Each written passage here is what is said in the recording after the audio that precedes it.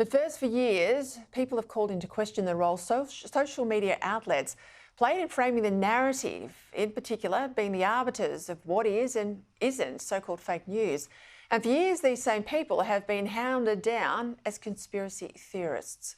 Well, today, a lot of people have owed an apology, with Meta CEO, Facebook CEO Mark Zuckerberg openly admitting and regretting that Facebook and Instagram censored COVID posts and election content under pressure from senior figures in the Biden-Harris White House. Now, this is a huge admission and one that will have huge implications for the upcoming election and more. Joining me to discuss this, foreign editor at The Australian, Greg Sheridan. Well, I think we all saw it firsthand in The Voice, Greg. I mean, things that I said about the actual length, the true length of the Uluru Statement from the Heart, they were taken down from Facebook. We had to use lawyers to argue our case and then get them put back up. We can see how more and more Facebook, frames the narrative, particularly in politics. So I'm not surprised by this, but I'm very disheartened to hear that it's been done so openly. Well, you're right, Peter. I mean, this is quite shocking. You're right. It happened a lot in The Voice. Our friends at the IPA weren't allowed to promote videos that they made, which were not remotely hate speech or anything like that. They just had a different view of The Voice from the received wisdom, the approved religion of our day. And this was enforced, even though it turned out 60% of Australians voted no. I think the Hunter Biden laptop thing is the most disgraceful of all, because probably Biden wouldn't have won that election if that story had been properly ventilated. It showed that Hunter Biden was guilty of all kinds of criminality, and it had a lot of very weirdly incriminating and suggestive material about the involvement of his dad, Joe Biden, who's been president for the last 4 years, in Hunter Biden's business activities. There was no smoking gun that Joe Biden had accepted bribes, but there was really smelly stuff, much more smelly than anything produced about Donald Trump. And the social media companies refused to allow the story to be ventilated on their platforms. This was gross political censorship. So you've got two problems with social media. You've got to civilise it. It's got to get rid of, calls for people to be murdered and, doxing, publishing people's private addresses and so forth. It can't do that, apparently. But what it can do is censor normal political debate. Is it going to change things, do you think, for the Republicans now that this information's been out there and publicly admitted by Zuckerberg? To be honest, Peter, I don't think it will. I think this campaign is running very badly for Trump at the moment. Now, it might turn around. Harris is a very weak candidate in essence, but the majority of the American media wants Harris to win. And therefore, I don't think we're going to see things suppressed in the way they were with the Hunter Biden laptop. But it's just not going to make an issue of any of this. I watched the Democratic convention. CNN has a big thing about its fact checkers.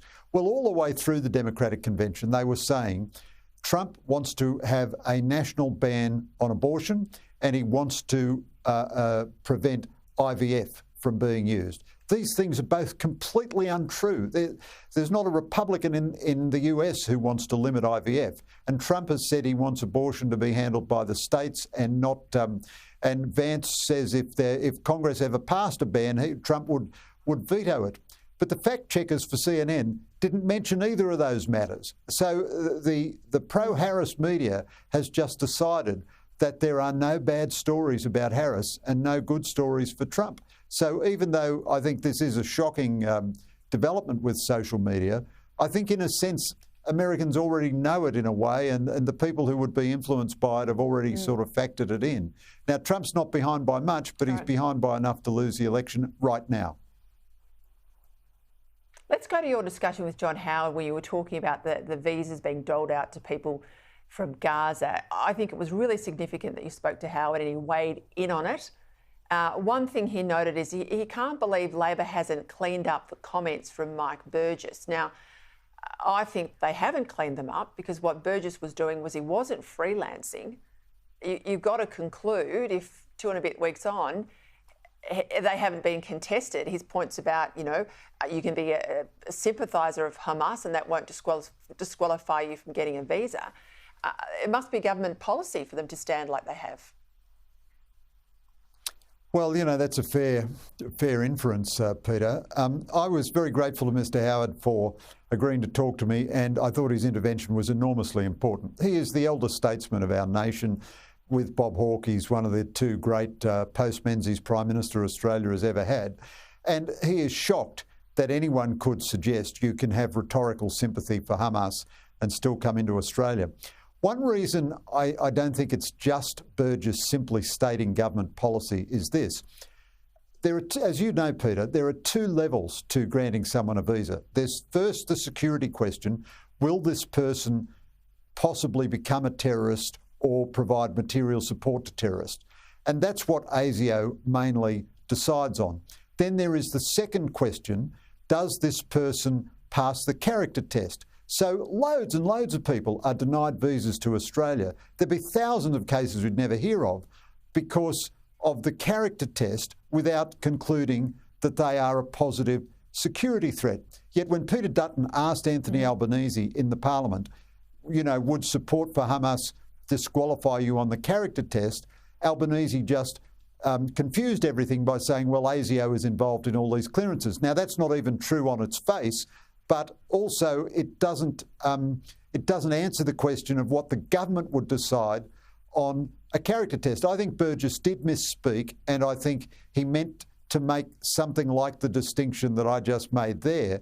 But it's an unbelievable bugger's muddle from the government, and the government hasn't given us any, so it won't defend Burgess's comments, it won't repudiate them, and it won't explain them. So if this is government policy, it should explain that.